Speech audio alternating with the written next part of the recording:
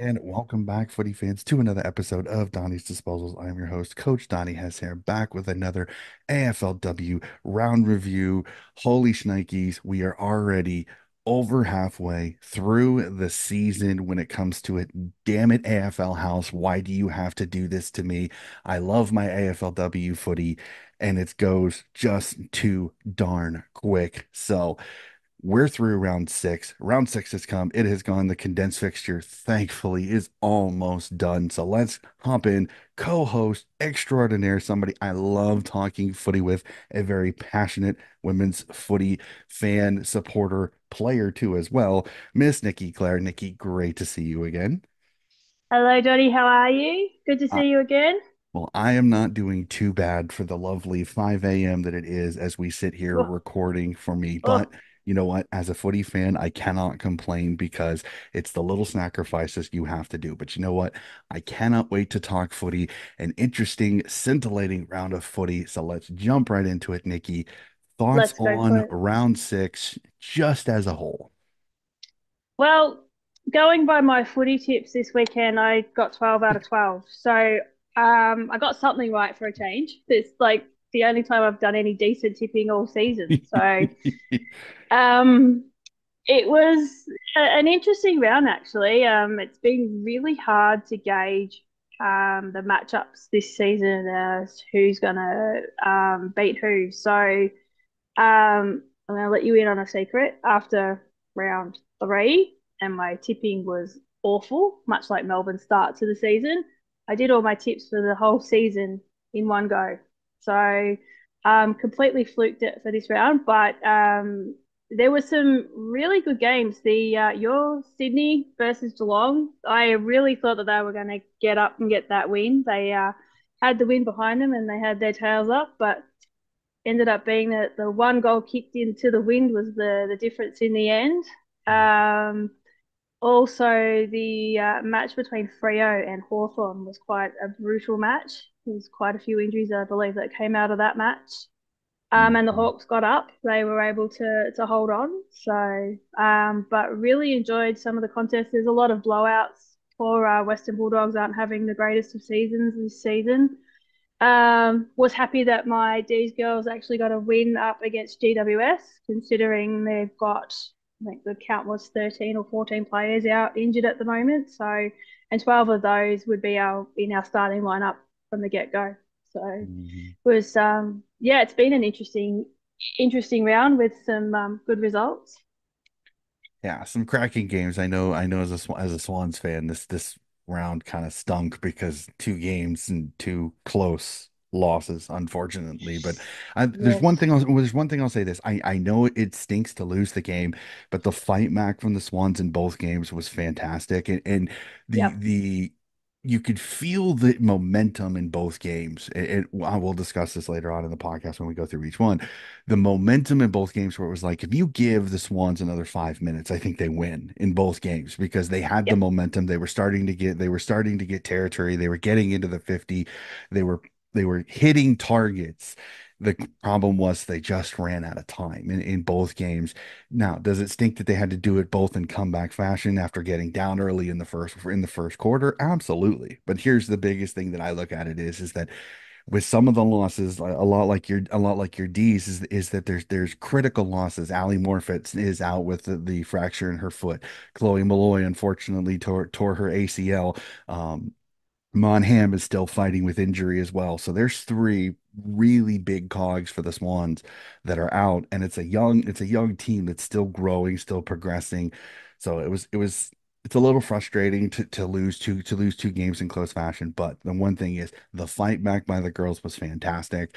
To Mm. see them never give up against a couple of good teams. I think Essendon is solid. I think they should be a finals team. And Geelong, unfortunately, their schedule right now is what's brutal because I think talent wise, they are a finals team. Unfortunately, I'm not sure if they're going to be able to make it unless they can get some results to go their way. So it'll be fun. So let's break down each of these games. Let's go through it one by one. Speaking of the Cats, unfortunately, at GMHBA Stadium, they are nipped by the traveling Fremantle Dockers with an 18-point win, a 3-goal win, 45-27. Again, The Dockers have been a pleasant surprise this year, despite losing Anya Tighe to an ACL. I have to say this, it has been great seeing Aisling McCarthy and this Fremantle Dockers team play because they get after it, they have a lot of fun, and they're playing winning football. Yep, they sure are, and they are one of the teams that have been known to be slow starters and then come flying home. So, yeah, they're actually quite fun to watch and watch just how their structure builds throughout a game. I'm not 100% sure if they throw the magnets around to get them to click, but you know that they're definitely fit enough to run over teams in the last quarter. So it's Yeah. quite fun to watch them go. Except against my D's a few weeks ago. We won't talk about No, we won't talk about that at all. Not at all. No. It's that. they're just they're fun. They're fun to watch. And like I said, now they're in some situations, Anya Tighe's injury again.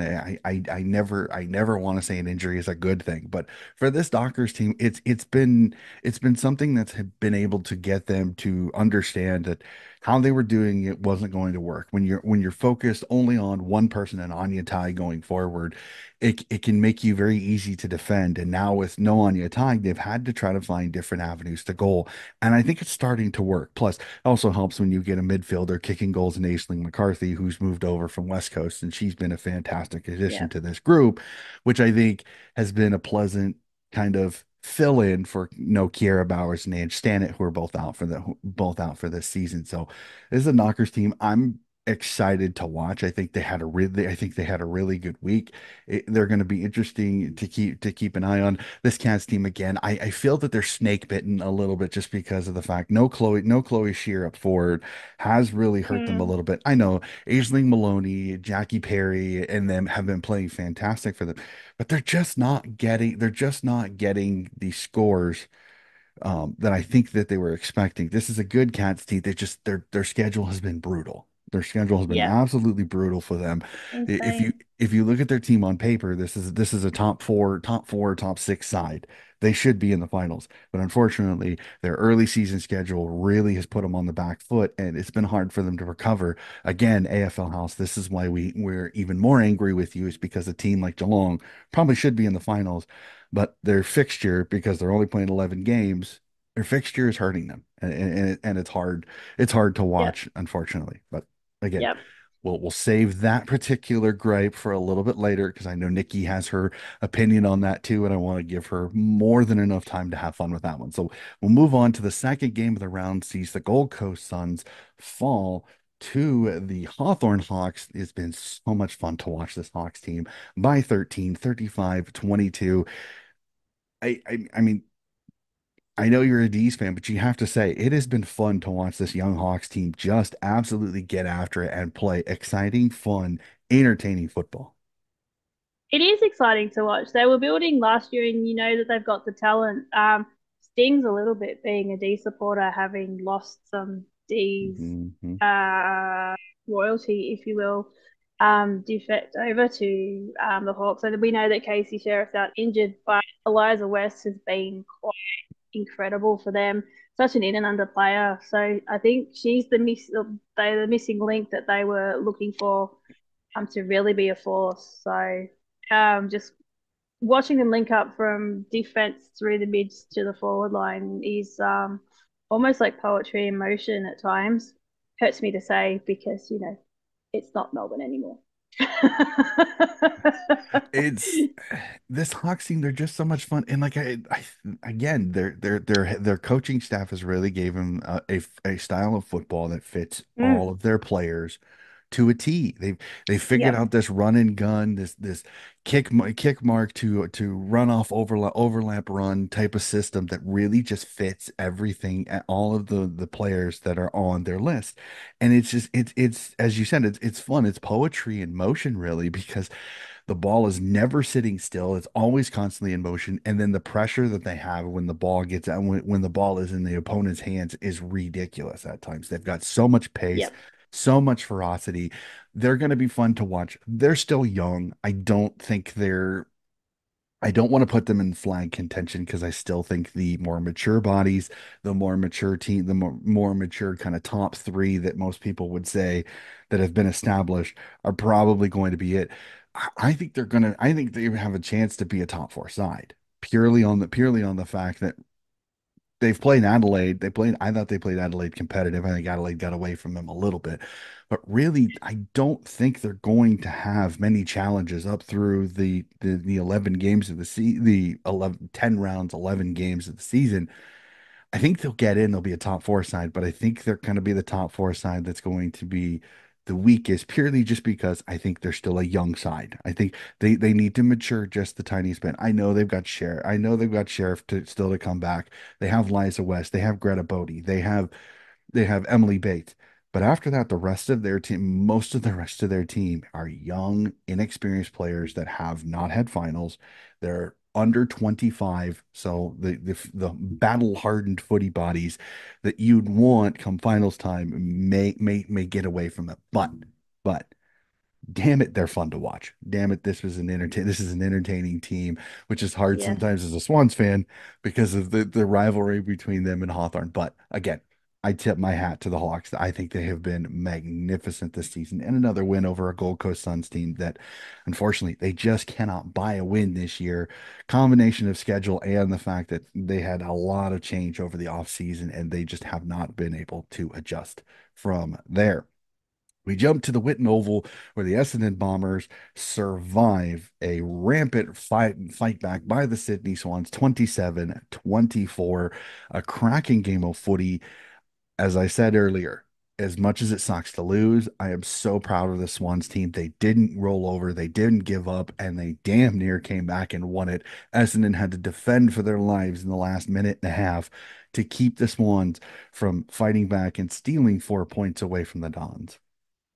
That was probably my match of the round, if you will. I don't know how many rounds or matches in a round anymore, but yeah, that was I I watched that and even I was jumping up and down just cheering on. I was cheering on the Swans to get that win. And you know what?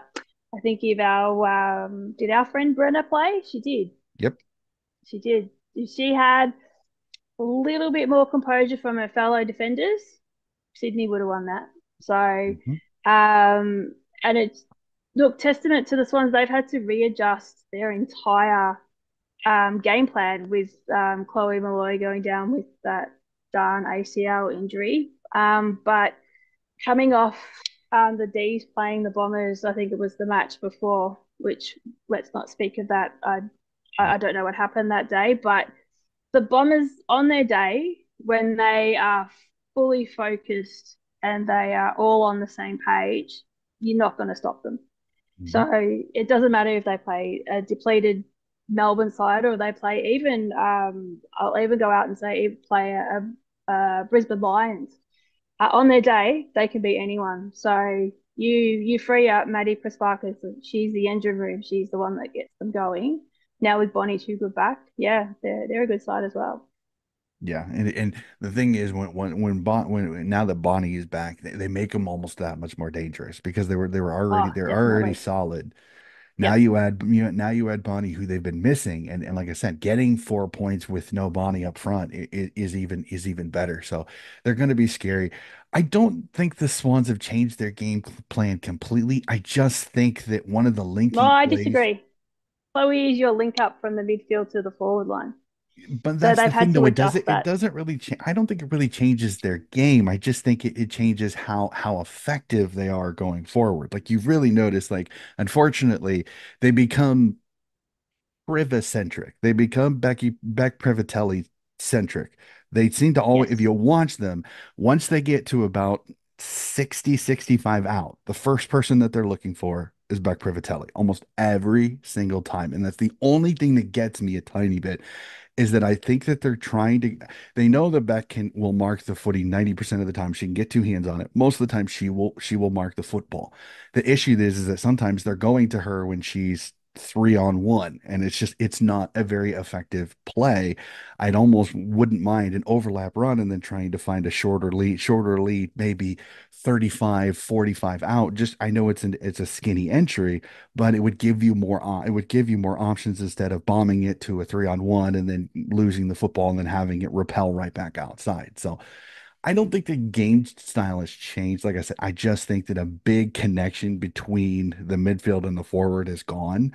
And like I said, now it's really exposed the fact that the Swans tend to go to Privatelli if they don't have Chloe Malloy, and no Ali Morfitt as well doesn't help either, because that takes away a big target. It was great to see Bella Smith come in this Geelong Cats game. I'm hoping that Coach Gowans keeps her in because I think she's got really good hands and that gives a second option going forward.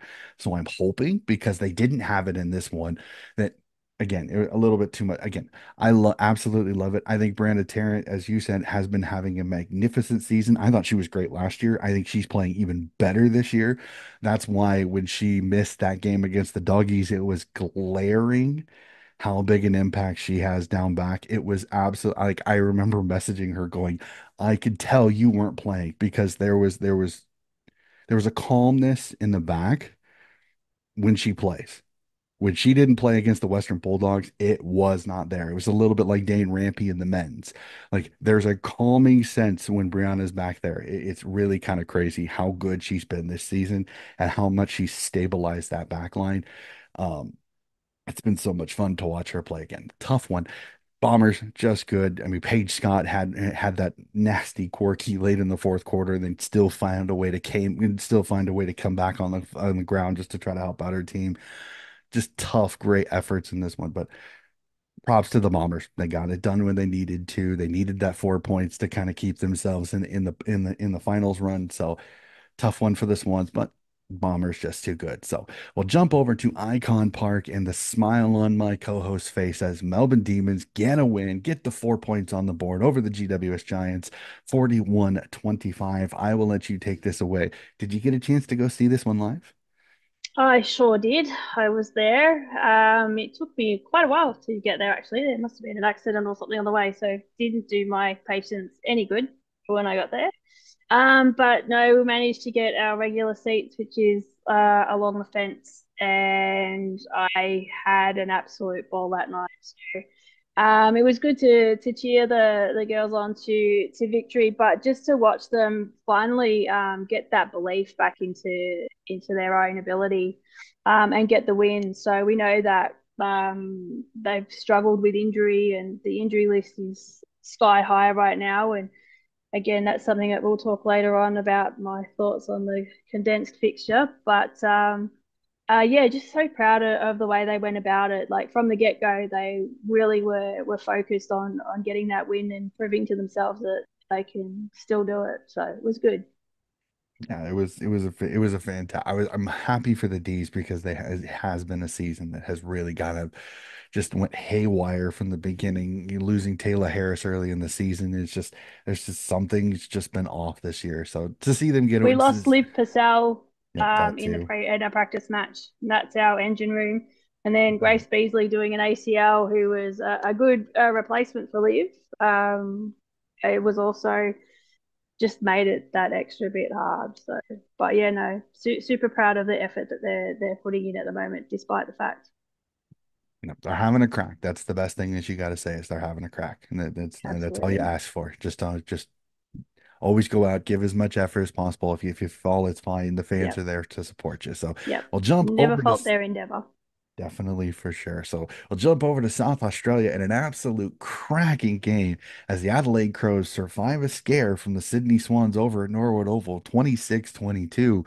The Crows again finding a way to get another 4 points in the ledger. Yes, that was a good game. Did you mean to say St Kilda? Oh yeah, St. Oh, Kilda. Sydney. Whoopsie. St. Kilda. Yes.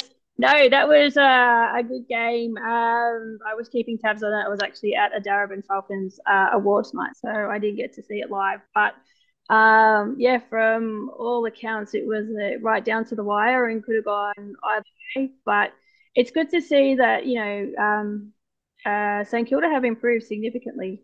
this season. So some of the losses that they've had have been narrow losses, and seasons gone, they would have just rolled over and been done by 4 or 5 goals in the end. So yeah, this match was an absolute banger of a game, apparently.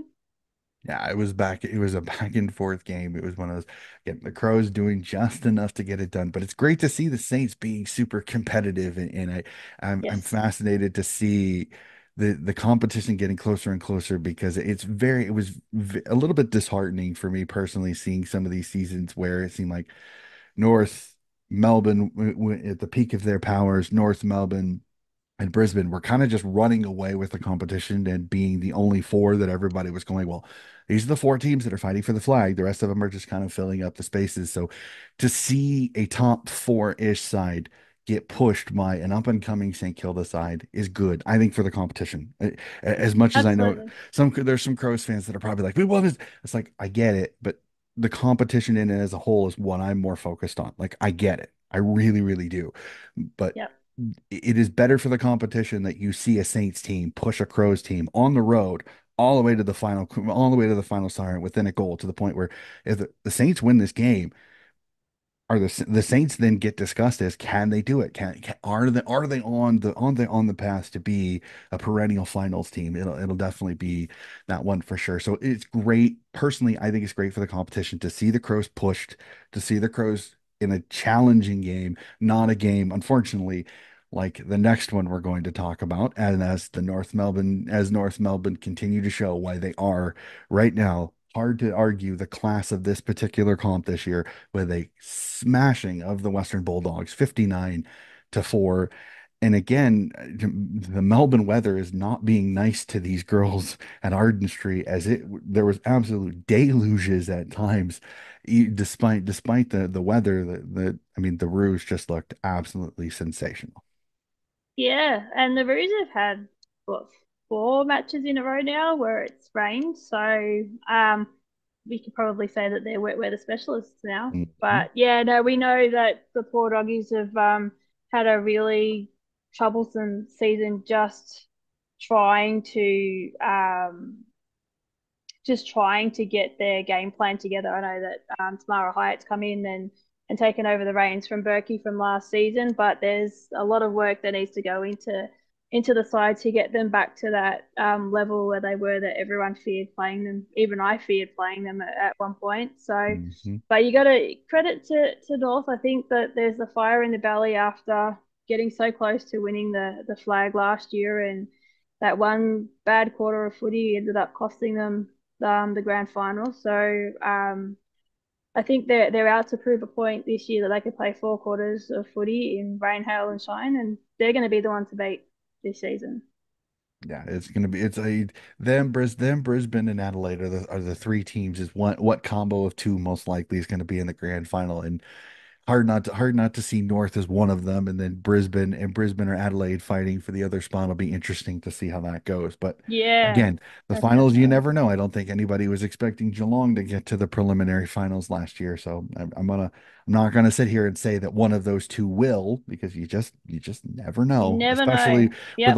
especially with a young Hawk side that I think could cause some issues. So it'll be fun to keep an eye on that. So we jump over to the Swinburne Center and the home ground of the Richmond Tigers as they get a nice win over the Collingwood Magpies, who I just want to hug these Pies girls because they have absolutely been riddled with injury.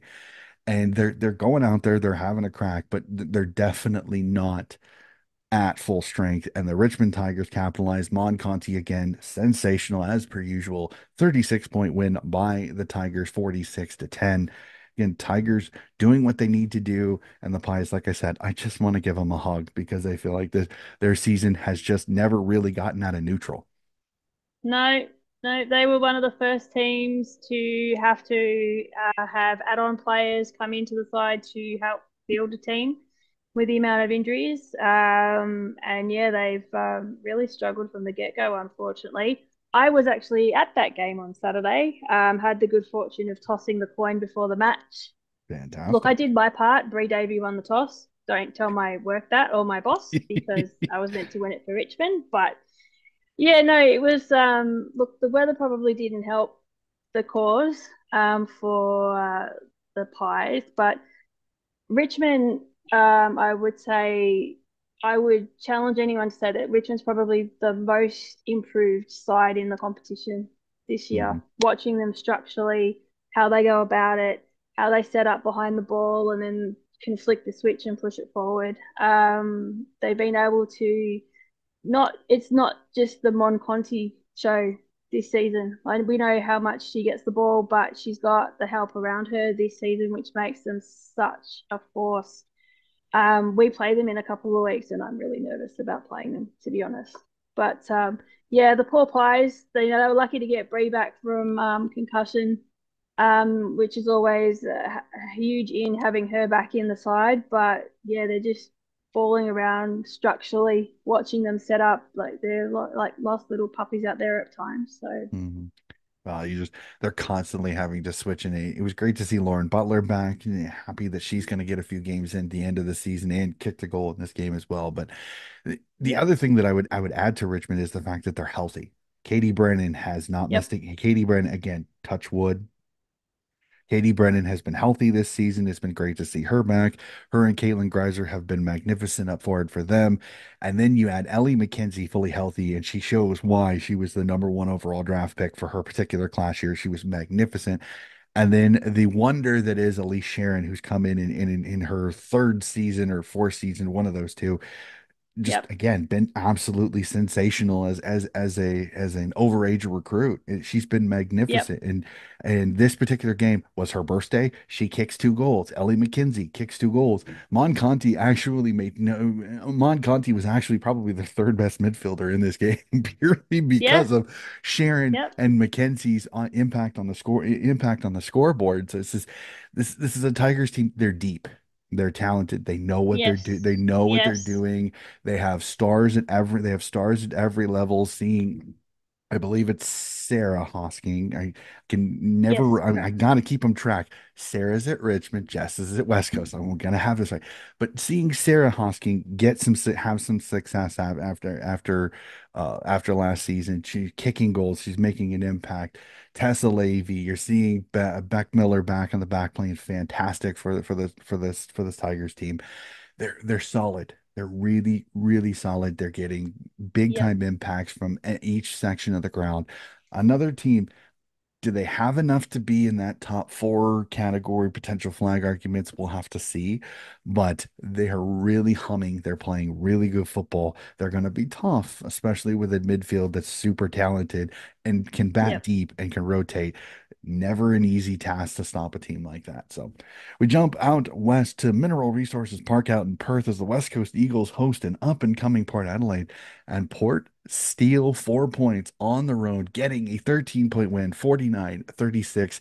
This young Port Adelaide team, I'm liking seeing them gel. I think what Lauren Arnell is doing has been magnificent. It's great to see Matilda Schultz playing fantastic in the rock. So many youngsters for this Port team are playing some important minutes and playing pretty darn good football. Yeah, they're coming along really nicely. I referred to that match as the Falcons rivalry. So Daisy Pearce and Lauren Arnell, once teammates at the Darebin Falcons. So yeah, no, it's good to see that the hard work that Port have put in. They sort of struggled initially, like most teams did when they came into the competition, and they've recruited really well. But the game plan that they've got is um is is quite interesting to watch. Like, I'm still trying to work it out myself, but I did get to see them up close when they played Richmond a couple of weeks ago at Icon, and just how they set themselves up, and as long as they're getting that ball to uh oh gosh, I've just had a mental blank. Who's their forward? Either Um, Gemma Houghton or Ash Saint. Gemma Houghton, my goodness, fuck, how could I forget Gemma's name? Far out. But you get the ball in her hands, and you just don't know what's going to happen. She's an Mhm. excitement machine. She could kick 5 goals in a quarter, or she could kick 5 out on the full. Depends on which Gemma on the day. But she's slowly starting to become that mature player now that she's got that focus that she's kicking more goals than blazing away and missing everything. So Yeah, no, it's been fun to watch, and I am loving the enthusiasm and the change with West Coast that Daisy's brought to that side. Yeah, and I think Daisy's done a magnificent job. Absolutely. I think she's really kind of attached. This group has really attached themselves to her. They've really become fantastic to watch. They're entertaining. And I know that Ella Roberts had an absolute blinder in this game. Her first quarter, I swear the announcer said her name every 5 words because she was just around the football every single Yeah. time. Ella Roberts with the mark, Roberts with the tag. It was like I literally almost started getting like a drinking game. I'm like, let's take a drink every time that Roberts. It was insane that first quarter. She was uh, absolutely everywhere. She's an absolute ripper, absolute superstar. She had an yes. incredible game. Unfortunately, the team couldn't get it done. But again, that is another one that I think is really, really, really taking her opportunities under Daisy Bates, and you're starting to see the sensational ability of her as a footballer. It's been so much fun to watch, and you look over in that Port Adelaide side, a lot of young talent. I think it's going to be fun to watch them grow. You've got Piper Window, you've got Shanae Goody, you've got Molly Brooksby, Matilda Scholes. The scary part is you don't even have their best one, and that's Lauren Young, who tore her ACL in the Sanford Mm, in the Sanford W season. So imagine her joining Gemma Houghton and Ash Saint next year. It's going to be yep. fun to watch this Port Adelaide team grow.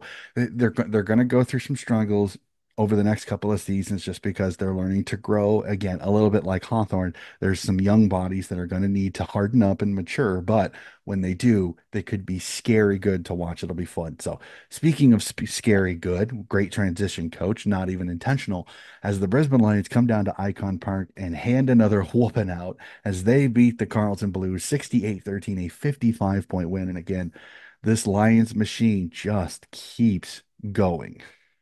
Yep. They're very much the juggernaut, aren't they? They going off on their premiership win from last season and just so clinical is the only way I can describe that game against Carlton. They just all over the ground, first to the ball, um, hitting up targets as they're transitioning the ball and knowing how each other plays. It's so crucial in football is understanding how each of your teammates work. So I know that Carlton have a sort of, you could kind of say, are in a rebuild phase at the moment, but I actually thought that the game might have been closer than it was, considering it was Darcy's 75th match for the club.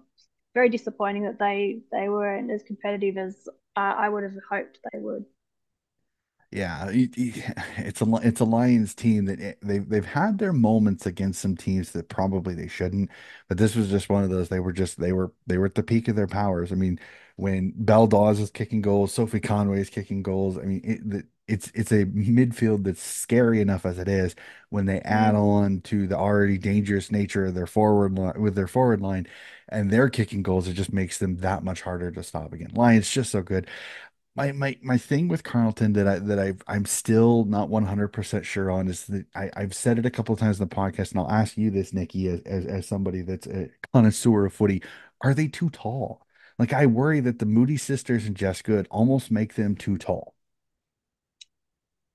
They're not too tall if they have the ability to hit up their targets and have the ability to lead at the ball. But if you're just bombing it long and it's falling short or it's going over their head, then yeah, it's too tall.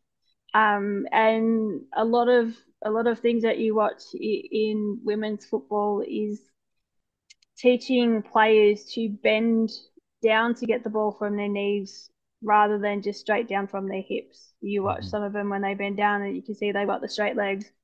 By the time they get down, the mids have come in and taken the ball away from their feet. So and again, like if you're good enough to play a possession football and hit all your targets, a tall team. North have a really tall team, I feel, but they've got that balance that they've got the in and under players that can hit them up, lace out. So I think it all comes down to skill and belief, and trusting your teammates as well. Okay. And that's what I kind of thought too. I'm like their height is great if you're great at contested marks and you're hitting your targets, everything like that. But if you're not, then you lose some when the ball hits the ground, you lose a little bit because of the height. When the ball hits the ground, the height is going to be a little bit of a disadvantage. So I Yeah. wanted to hear your side of that. For me personally, I think they're too tall just because they're not doing that. It just doesn't seem like they're connecting from forward to back from back to forward as much as they probably should. So it's just been frustrating again. That Lions team, they're so much fun to watch. They're like Energizer bunnies. They just keep going. It's kind of crazy sometimes to watch them play footy. I'm like, how are you not tired in the fourth quarter? Because they just Well, they might fall down in the second half of the season. Let's see how they go. We'll have to see. I don't know. They've been one of those teams that have been they sometimes get stronger as the games go on. Sometimes we'll have to Mm. definitely see. So we'll jump Yeah. up to People's First Stadium in a sun-bathed People First Stadium. This is one of those games I felt absolutely horrible for the girls because the start time was not exactly conducive for great football as the Essendon again playing another close one as they survive a scare from the Gold Coast Suns by 9, 36-27. Maddie Pasparkas, have a day, young lady, have a day. Yep. She really stuck it up the critics that weren't so kind to her after the Swans match. So very proud of Maddie and her response in that aspect. But she's also a true leader. So in the some players may have gone into their shell after what she was subjected to throughout the week, and she took it and used it as motivation and helped get her side up over the line. And playing it baffles the mind for me that it's getting into the hot end of the year for us and to play games in the middle of the day up on the Gold Coast or Brisbane. Players, we might as well play the game in summer again. Like if you're going to play a game up there, play it in the evening. But Mhm. of course, it would have clashed with the NRL grand final. Yeah, it's one of those unfortunate situations that happen. Like I said, I'm gutted. I'm gutted for the girls because I don't think we got the footy that we probably deserved Mm. because of that scheduling. It takes away from the game a little bit, and I'll say this a little bit. Maddie Prasparkas is one of those players that I think in the Swans game, she got tagged out of that game more than her not having a great performance because Tanya Kennedy has done that to players before as they send a midfield tag, Tanya Kennedy to a midfield tag, and that player goes from an average of 25 down to 18 because that's just something that she does. So I'm not 100% sure why there was so much criticism of Maddie after that Swans game because Tanya Kennedy had done it all of last year where it seemed like if there was a midfielder that the Swans were worried about getting off the chain, Tanya Kennedy would go to her, their totals would go down, but nobody would say anything. So I found the criticism of her a little odd because that's not knowing that Sydney has done that before, that they have taken away a top class midfielder with a tagger and it's changed the game. So I was a little concerned by that, but happy to see her bounce back, have a great game again. I think she's an incredible midfielder. She's so much fun to watch. I love what she brings to the Dons. She's been magnificent since her move over from the Blues. I just want her to be successful. I the bullying on some of these players does get a little excessive. I get criticism, but sometimes it goes just a little bit too far. This crossed the line. Yeah. You never talk about how a player looks ever, whether it's the women's competition, whether it's the men's. It's just faceless trolls that have nothing better to do with their time, and it's a big thing that we advocate against. Part of being in the Ruby Demons as well. It's not just how someone looks; it's to do with their sexuality or even the implication of being a derogatory thing. So I think this time around, the AFL, I think, need to step in and do an investigation as to who these people were that were sending the messages. Because if it was a racial slur, they would be investigated ASAP. We'd know who it Mhm. was by now. So the AFL have to do more to look after the players. Yeah, it's just very frustrating that it's kind of it almost seems like a two different they handle it two different ways, and it's very frustrating because it shouldn't be that way. It really Yep. shouldn't. So Yep. I don't want to go into I don't want to go into that topic, not because I'm afraid to, but just because it doesn't need any more oxygen than it already gets. Trust me, I'm up here in the States, and I'm a huge Caitlin Clark fan because I'm from Iowa, and just the racial tensions around this whole thing up here just gets very frustrating. I'm like, let these girls just play basketball.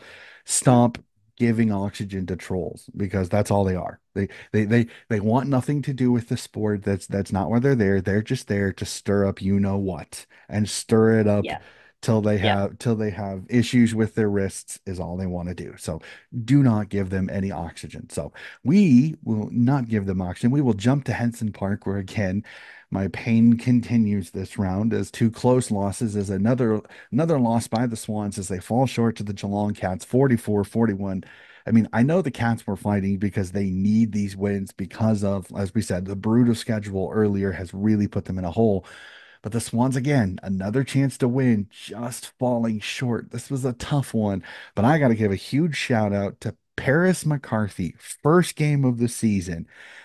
Not only does she kick her first ever AFLW goal, but then she decides to kick two more and have three in the game. Good on you, Paris. It was fantastic to see you have some success out there after just getting your first crack on the season. Three goals. Good on you, Paris. That was fantastic.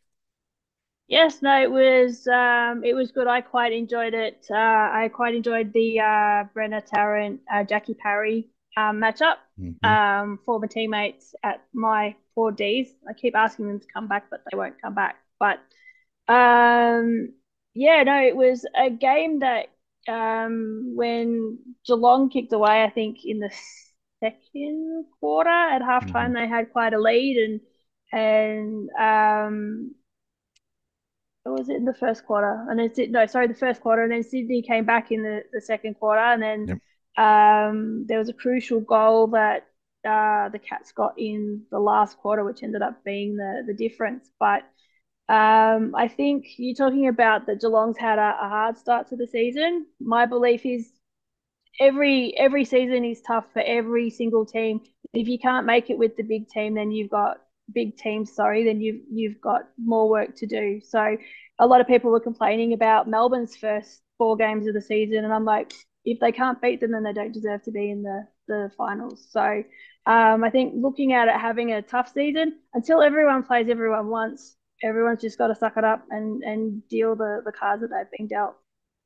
Yep. Oh, completely. I completely agree with you. But it is one of those with only 11 games. That's the thing some people are going to point out. Look at the Correct. difficult of fixture. Well, if you're supposed to be the team that you're supposed to be, maybe you Yep. are supposed to win that type of game. But no, you're Correct. completely right. The first quarter, the Swans are down. The Swans are down 3 goals. It is 3 goals two, which you can definitely tell what was the scoring in, because the scoring in, at least watching the game, was to the left side. There was only one goal kicked to the right side, and that was by Geelong in the fourth quarter, which, as we see, was pretty much the reason that Geelong won this game, because they each time in the second and the fourth quarters, you have a 3 goal run by the Swans to chop the lead almost down to one or two, and it just kind of maintained. But Geelong kind of kicking themselves, because in that second quarter they had 4 or 5 behinds in a row that they really could have put this game to bed early Yep. before halftime, and just didn't do it, which left the Swans that ability to stay in it. And then they have that 3 goal run in the third. They get it to within a goal.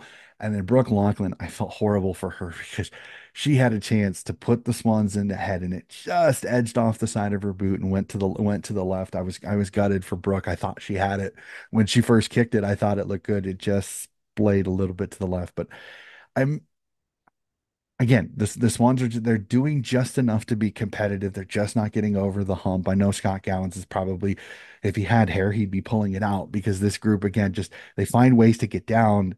I love the fight back, but they got to try to find ways to not go down early in games and then have to continue to fight back into games against tough teams that have good defenses. So it's frustrating as the losses. Again, the fight back was great to see. It was a fun game to watch.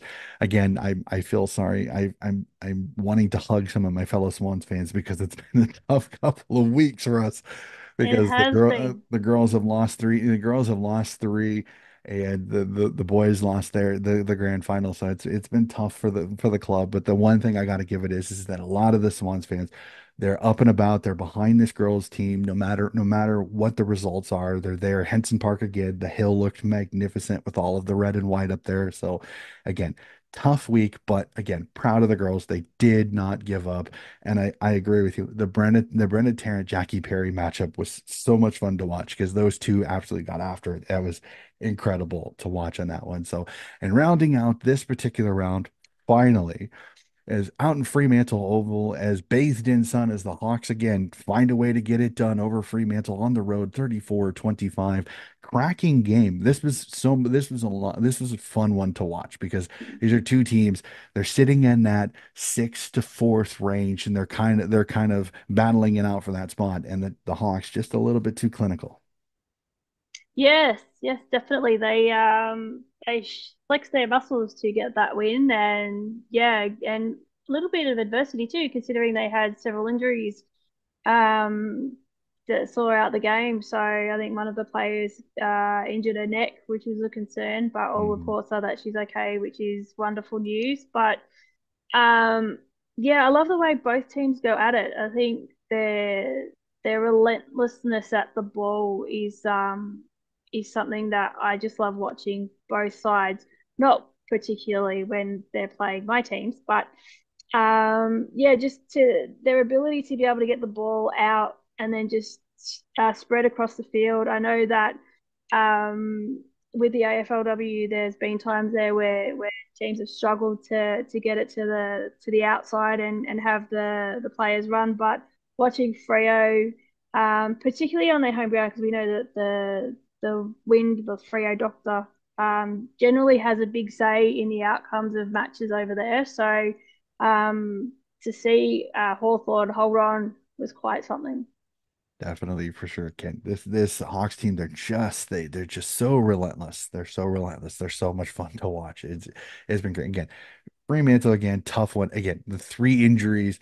That gives me I got a golf clap Hawthorne on that one. When you have three down on the bench, you've only got two rotations, and to be able to pull out a win on the road, that's inspiring to for me there. So that is it. That is all of the games for the condensed round of round six. Thankfully, we only have one more round of condensed footy. As much as I love Tuesday, Wednesday, and Thursday night slash early morning footy for me, I'm kind of happy that it's coming to an end. So we'll jump right to it, which is a great transition to my burning questions. That was not done intentionally, ladies and gentlemen. That was not. But I must ask, Nikki, I know as the footy aficionado, the women's footy aficionado that you are, one round left in the condensed fixture. I must ask, is the condensed fixture good, bad? Are you indifferent to midweek footy? If this is their way to solve giving us more rounds in a season, just give us 10 rounds and be done with it. The injury lists speak for themselves. You don't need to do science. You don't need to do any further research. Common sense tells you that the loads that these players are under is really starting to get to them this season. And it's not necessarily a physical thing either.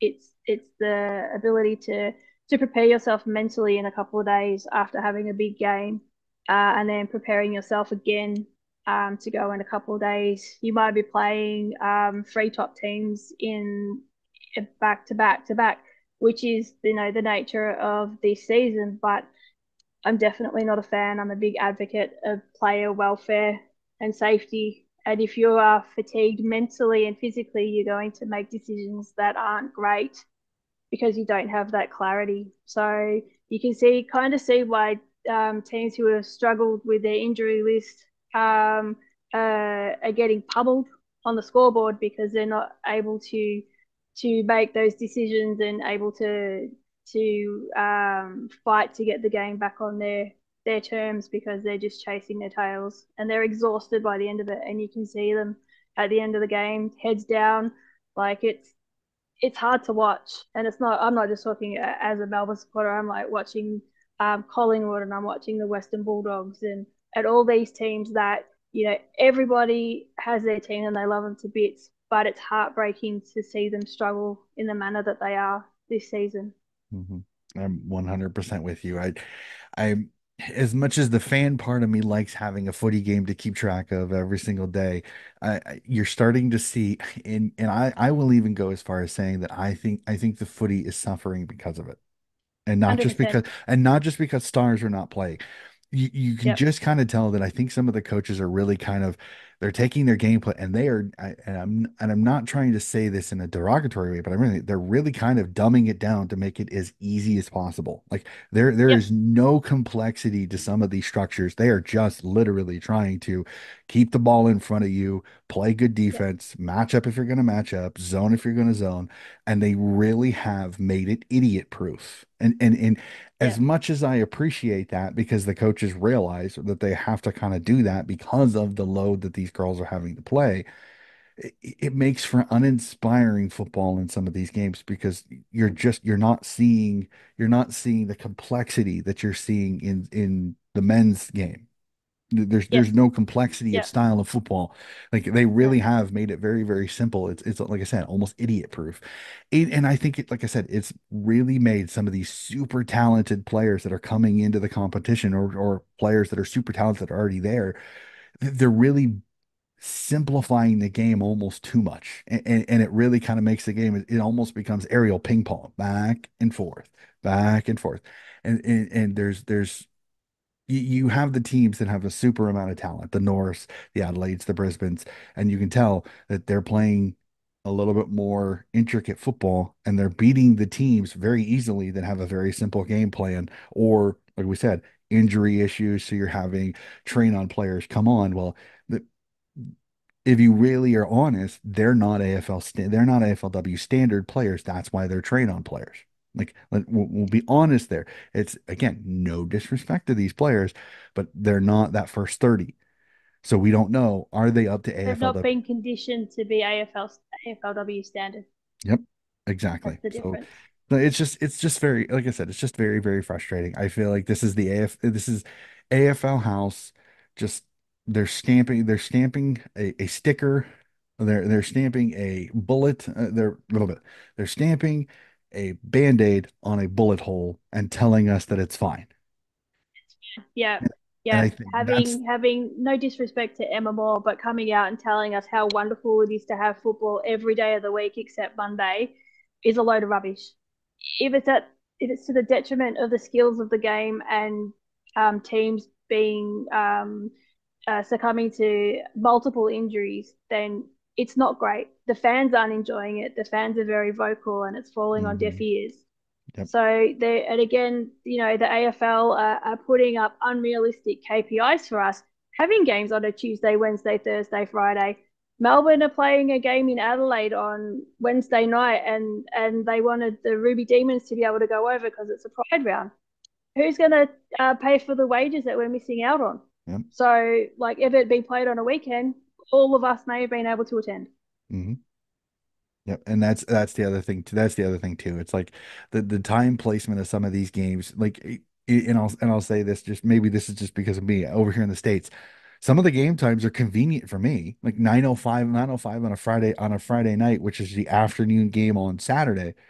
I mean, it may seem great for me, but I mean, it's just they're at oddball times that are just they're not convenient for a ton of fans to get there. And they're like, well, we want this, this, and this. Well, it's like, well, the ground that you're putting it on, that's physically impossible for us to have happen. So it's like you're setting us up to fail and telling us that Yes, it's our fault. It's like, no, correct. like Yeah, it's it's like giving a kid in class a pop quiz about something you talked about 2 weeks ago and saying, well, because you're not prepared for it, it's your fault. No, that's not the way it goes. Again, no, AFL House, stop treating AFLW like it's a second class competition or it's inferior to the men's, which is yep, another thing that, which again, okay, do it. Grabbing soapbox, putting it underneath me. I'm really sick and tired of people like Abby Holmes and some of these players going, well, maybe we should play these as curtain raisers for the men's. It's like I no, almost want to look at you and go, do you not get that your competition is already seen as second class? Do you honestly believe, and I really want them to answer this. Do you honestly believe it's going to be treated any better when if it's played at the same time as the men's? I mean, I really want to hear this answer because I don't think they understand. If you think you're not getting enough coverage now, you definitely, for darn sure, ain't going to get that coverage anymore if you're playing as a curtain raiser for the men's game. And Yep. anybody that I, can't see that, I'm sorry. I'm going to be very, very blunt with you on this. You definitely are ignorant to the landscape that is AFLW if you are going to say that and think that it's going to change things. There are two yep. completely different fan bases. Let's be honest. That is the Yep. honest to God truth. Yep. Okay. Honest to Yep. God truth. And if you can't see that, you were ignorant beyond belief. And I don't Yes. mean to be disrespectful to people like that, but that is the truth. Stop talking about playing the women's at the same time as the men's. Physically, it makes no sense. None. No.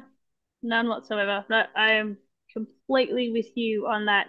I've been to a few games where there have been matches where the women have played. There was a game that Melbourne had moved to the MCG before the AFLW match. I think it was against North before Yep, Melbourne played Sydney the in the qualifying final. final. Yep, a couple of years ago, And I can 2022. categorically tell you that the people that rocked up early to watch the men's, the comments coming out of their mouths was just as bad as the comments that they leave on social media posts.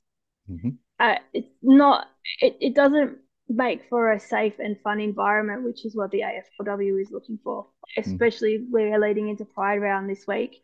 And we're talking about being a safe space and a place where it's they got the inclusivity of allowing people to just be themselves. Can't do that at a men's game Hmm. because if anyone looks different to them or if anyone supports a different team, it's just free for all, and it's absolutely horrid the comments that you hear. Hmm. I've heard that from numerous people. I will give them their anonymity that they deserve. It's just it is completely two different fan bases. I mean, I Yeah, understand that they're trying to get more men's fans into the game, and again, all power to you. Have fun with that. I think you're barking up a tree that you may not want to know what's going to come down from those branches. That's just yeah. the honest truth here. So I Instead just of paying Katy Perry $5 million to perform at the AFL Grand Final, I put that knew money somebody. into marketing and advertising for the AFLW and see how many more bums you get on seats at matches. Hmm. Because the Matildas did it. The Matildas had nothing. They did their own promotion, and now every match that they have in Australia since the World Cup is a sellout. Yep. Well, it also helps the Matildas are quite good. That helps too. Like as much as I absolutely love that comment, when the Matildas are winning, it's the same thing. It's the same thing up here with the States. When your team starts winning, more people start coming. So as much as the advertising is fantastic, and again, You're missing agree it, with you. Donny. No, the advertising was huge. The campaigns that they did was massive because half the people didn't know that the Matildas were playing. Hmm. Yeah, that they started to win and they were a good team, but they were still winning a few years before the World Cup, and they weren't selling out stadiums. Good point. Touche. I'll point to Nikki. But I'm just it helps when the team wins. Like if you put all those money, all those dollars into it and the team doesn't win, it doesn't I don't know if you get the Matilda fever that you get a little bit. So, but that's again personal opinion there. Money breeds success, I right? agree. No, Yeah, completely you've agree. got to if you wanted to make it an investment and make it a successful one, you got to pour money into it, and Touche. they're not doing that with the AFLW. Again, Point Nikki.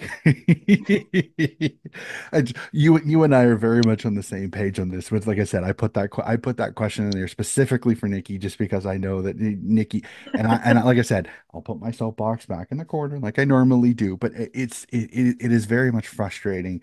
I can't tell you how many times I see people online that I think they're trying to be helpful. I don't think they're trying to be disrespectful, but I really want to go on. It's like stop talking about the women being a curtain raiser because if you think it's Yep. going to be positive, it's just not. It's just not No. because you really are oblivious to what is actually going on when it comes to the environment in a men's game compared to the environment in a women's. Again, no disrespect to, I mean, not every fan. I mean, again, we're talking about a few Muppets here and there, unfortunately.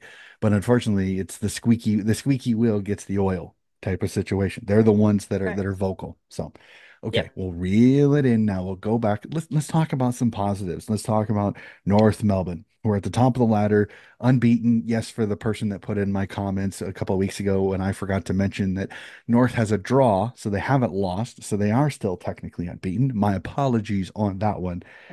Do you think they can go the entire season unbeaten, or do you think a loss may be good for the Rouge going into finals? Um, a loss might be good for them, but I can't see them losing. I think that they're such a focused group this season. Like I said, they would have. I had them winning the grand final last year, bar the last quarter, which was probably their worst quarter of football for the entire last season. Hmm. Um, and I you saw how they came out with a statement against Brisbane in round one. So I think that they can be one of the first teams to go the season undefeated. And you're right, a loss. It was a draw. It wasn't a loss, so it counts as far as I'm concerned. As they're undefeated. Yep. Well, technically they haven't lost. A draw is not a loss. Correct. So you almost as the coaching part of me says you almost don't mind a loss just to focus them a little bit because if Yep. if you go as a team, if you go in unbeaten, um you're getting patted on the back, great season, good job, and sometimes you take your eye off the ball come finals time.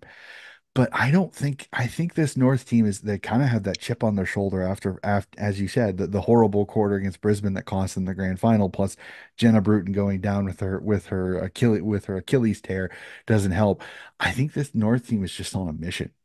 They look like Yep. a team like we are not settling for what we got last year. It's just not good Yep. enough. Second is not good Yep. enough. We want that top spot. We want that premiership flag. So honestly, I agree with you. I don't think they are beaten. I don't think they're beaten all season. I think they No, really I are. can't see them getting beat. They're such a motivated side this year. The only team that I think that's going to give them trouble, and that's the team that gives a lot of teams trouble, and that's Brisbane, because of their Energizer Bunny midfield. They run around. If Yep. they can muck up the game and make it a ground ball game, Brisbane has an advantage over North. But if North can keep it aerially and mark the football and hit targets, North's got a chance to beat anybody if they can do that. So I'm with you. I think they've got this chip on their shoulder. I see it. I tipped North at the start of the season this year. They were Yep. they were my Yep. They grand were my final tip. winners because Yep. I thought they would come in with a chip on their shoulder, and they've done exactly what I thought they possibly could do. So Yep. let's move on. And as I say, with the final question of my burning questions is always about if my co-host supports a team, I will let them have a chance to talk about their team because I know we all love talking about our club. So I'll ask this, Nikki. Thoughts on the D season so far? Good, bad? I'll let that be up to you. Your thoughts on the D season so far? The D season's been a challenge. Um, they had a turnaround at the end of last season. I think it ended up being about a third of the team, whether they were traded out or they were delisted. And you can see that they're trying to keep up with the newer teams in the competition by blooding younger players and having the next generation, if you will, ready to step up.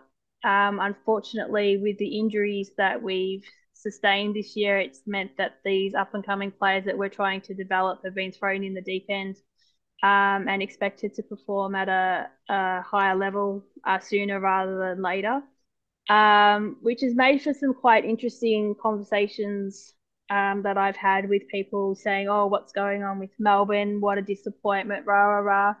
Actually, reminded me that people get complacent very quickly. Hmm. It is what it is with football, and not everyone's going to be up and about every season. So it's been, whilst it's been sad to see the team struggle and some of the senior players that are still playing lose some confidence. Um, I'm actually quite enjoying other teams that have been up there and being able to flex their muscles and show how their development is going really, really well, in spite of all the setbacks that teams have had. And like, I really enjoy watching Richmond. And you talk about the Lions being someone who can push North in a grand final. If Brisbane have to play Richmond, Richmond is Brisbane's bogey side, Mhm. and I wouldn't put it past them to be able to knock off the Lions on their day. So, I will not disagree with you on that one, especially with some with the midfield that they've built at Richmond. I 100% agree with you. May I comment just the tiniest bit on Melbourne? go And for it. again, this is gonna be. I said at the start of the season, I said unfortunately their particular bank vault got their vault got picked. Okay, they lost Eliza West. They lose Casey Sher. They lose Casey Sher. They lost some depth. They were Melbourne's a good team, but one of the things that was great about them was is that everybody wanted to stay at Casey. They wanted to stay at the D's. They built a list that was very deep, very good. And finally, this last offseason, the pockets got picked and they lost a few. And you could tell that it really has kind of rattled this group because the depth, being able to lose a Taylor Harris and to be able to just toss in a Casey Sheriff, and there's no loss of talent. It's just as good. This year, though, you lose Taylor Harris. There's no backup. There's no backups that have experience. Is that, as you said, you're getting some youngsters that normally would develop. They'd get a lot of trainings with this older group. They get the wise heads of the Lily Mithens, the Kate Hoars, to be able to talk them through that. And this year they don't have that. So you're seeing the struggle of, I think it's the depth just as much as the injury issues that's really hurting them because their depth is being tested because for the first time ever, they don't have that fourth or fifth person that's not playing that can just step right in and there's no decrease in talent. And I think that's the biggest thing. I was a little worried Melbourne would drop down. I wasn't expecting this amount of drop down. But again, as you said, the seasons are they're gonna have turns and roundabouts all the time. It's going to happen. Yep. They'll be scary next year because next year they can come off with a chip on their shoulders, and they're also going to get a tiny bit of an easier fixture if they get everybody back, everybody healthy. They're going to get an easier fixture because of where they are currently on the ladder. If form stays, again, there's still 4 rounds. There's still 3 rounds of or 4 rounds of footy, and some teams still have 5 games to play. So there's still a lot of things to change. This ladder's going to do some. It's going to snake some ladders. It's going to move, but again, I don't think the D's are, they shouldn't be panic stations. People shouldn't be hitting the red Oh, panic button. Oh my God, definitely oh my not. God. This is just a Yep. season where some bad luck hits at the worst possible time. Your depth got tested. But the good thing is you blood some youngsters. This may help your future in the long run. It's a little, like I said, Oh, for sure. a little bit like Sydney.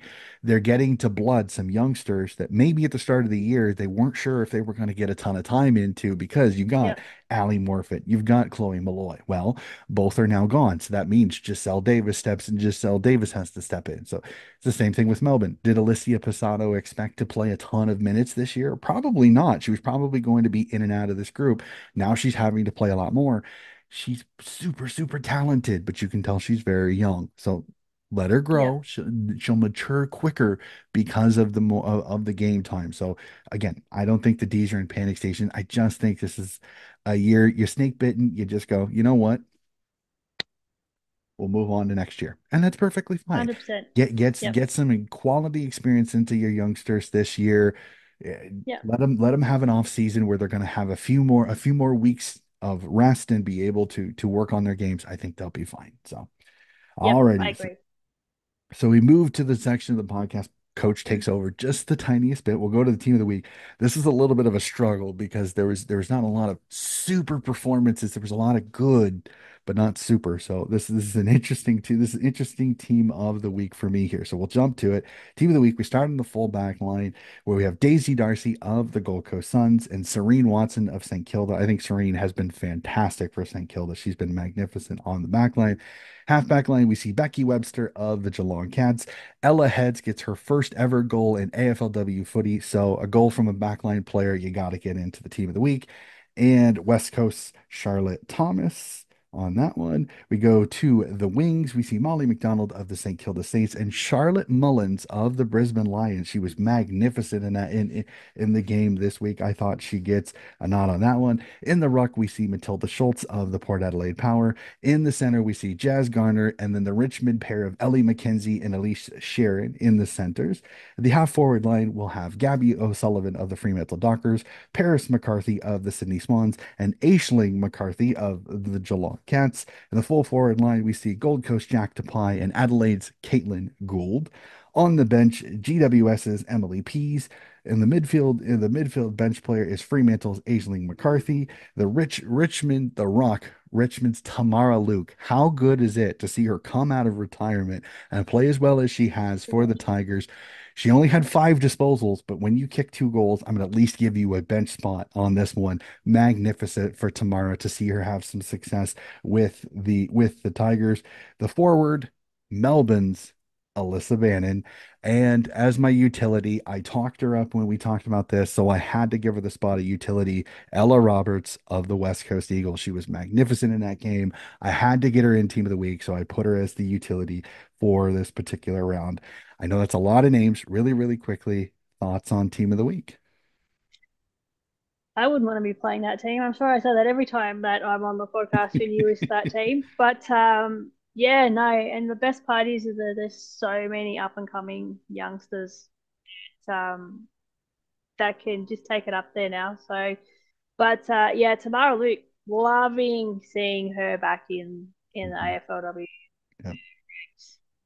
Was disappointed that she wasn't there, and her opportunities coming along now. So, um, but yeah, wow, what a team. Yeah, it's fantastic, and I know my Kieran's going to be listening to this, going, check the Irish, check the Irish, because they've been. I will give it this year. The Irish players have been absolutely sensational. I mean, you could put together quite a starting 21 for this group, for this Irish group, and they'd be We're darn pushing for an competitive. international match. Oh yeah, I know. I've seen that. I really, really, really hope that they do because I think that would be incredible because There's going to be 150-0 in the Irish's favour. it's I don't think it'll be that. I don't think it'll be that, but the Irish girls have been playing magnificent this year and you can put together quite the squad. I've debated Oh, a couple of times about trying to put together a squad of just the yeah, Irish players with Mike just to run through it just to see what he would think if he could put that together. That'd be incredible. But they've been yeah. absolutely sensational. Like Aisling McCarthy up forward for Geelong has been great. Aisling McCarthy out at Fremantle has been magnificent as well. Like I said, Paris McCarthy kicks 3 goals in the game. Julie O'Sullivan for Sydney has played really, really well in the back line for them. Aileen Gilroy has been magnificent as always for Hawthorn. So I could go on and on and on about some of the Irish players this year. Has been great. So Sinead Goldrick, I'm yep, putting my yep, D's hat on yep. here. I will give you She's that. been She has amazing been all great. season. Yep, yep. Yes. Yep. She's been fantastic. She's been a shining light for Melbourne, absolutely for sure. So now we go to the power rankings. Again, we are enough games through the season. We can go power rankings. So this is again, what have you done for me lately? The last 4 to 5 rounds is how I do this. So at 5, the Adelaide Crows. At 4, the Richmond Tigers. At 3, the Hawthorn Hawks. At 2, the Brisbane Lions. And at 1, still undefeated, the North Melbourne Roos. So again, kind of the ladder is one of those that the ladder very much is easy when it comes to the power rankings.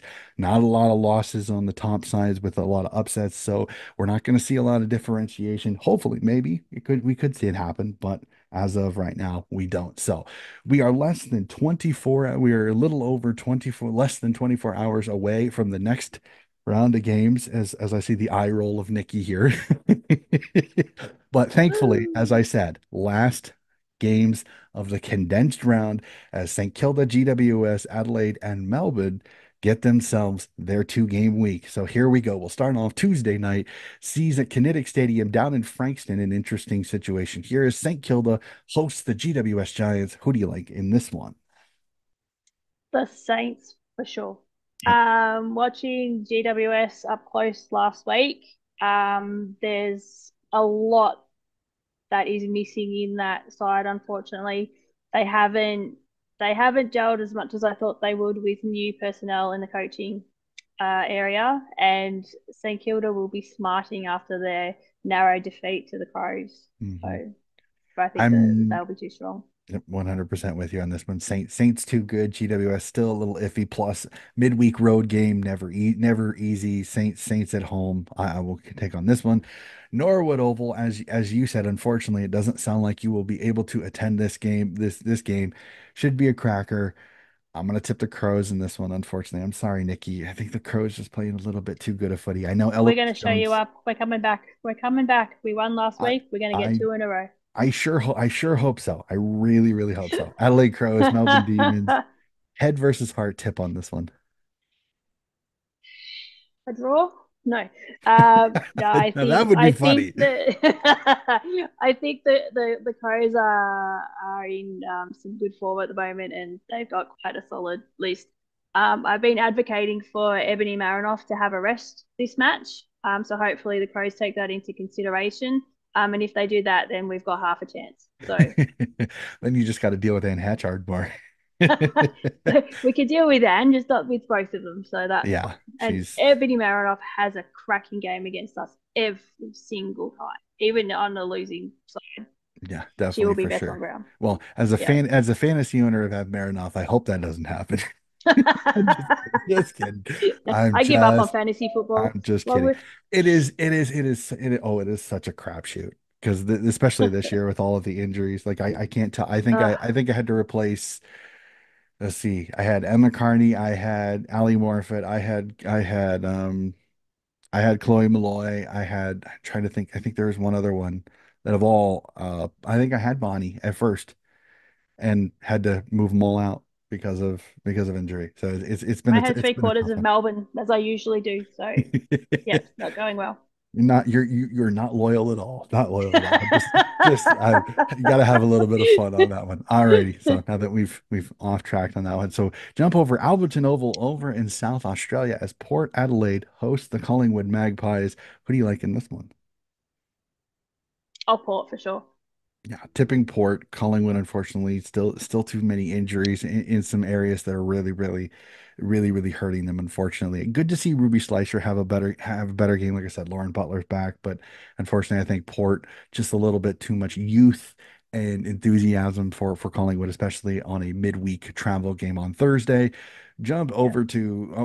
Jump over to Friday night footy as the Western Bulldogs host the Essendon Bombers and Whitten Oval. On this one, Dons for me, as much as I would love the doggies to throw a spanner in the works a little bit for the Dons, I think the Dons a little bit too good. Oh, absolutely. And this is a marquee pride match. Yeah, if you want to let everyone know. So there's going to be a lot of things pride happening during the game and before the game. So get on down if you can. But Bombers, Bombers may even do to them what they did to Melbourne a couple of weeks ago. So I'd Mm. imagine it's going to be a big win Yep. for the Dons. Yep. We got a Saturday afternoon footy, an interesting, a fun one here at Kinetic Stadium. This is a 9:05 first bounce for me on a Friday night. I think I'm definitely going to watch this one. Hawthorn host West Coast at Kinetic Stadium. That's going to be a scintillating match of footy. What do you like in this one? Hawthorn Gonna for tip sure. Hawks in this one, but Daisy's gonna be tricky. I think she may have something fun for this Hawks team, this Hawks team. So Hawks win this one, but I think this is gonna be an entertaining one. Again, West Coast, they've got some young talent too. I think this should be a cracking game of footy down at Kinetic Stadium.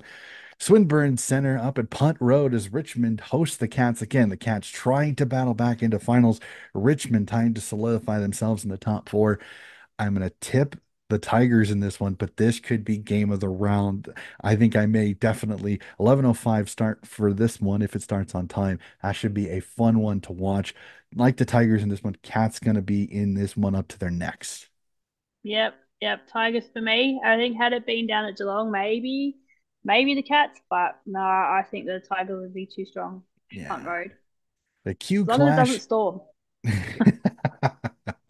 The Q Clash up in Queensland as the two Queensland teams lock horn. Brisbane v Gold Coast. Gold Coast, unfortunately, they've been valiant, but unfortunately, always seem to fall short. Brisbane Lions too good. Lions in this one, and Lions, I worry big. Look, I'm really hoping Gold Coast get the win, but think the Lions will be way too strong. Yep.